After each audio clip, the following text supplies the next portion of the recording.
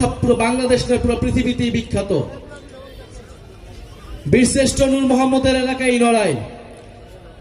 এই নড়াইল শিল্প, সৌন্দর্য এবং বিদ্রোহ সবকিছুর মিশেলি আছে এই নড়াইলে।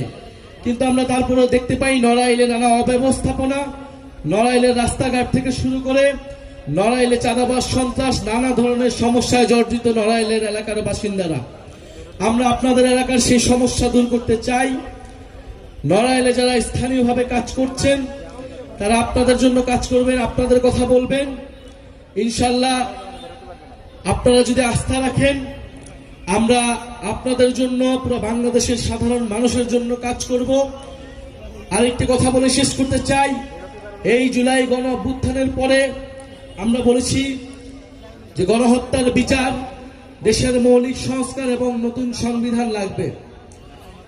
কিন্তু এখন পর্যন্ত আমরা সেই তিনটির কোনো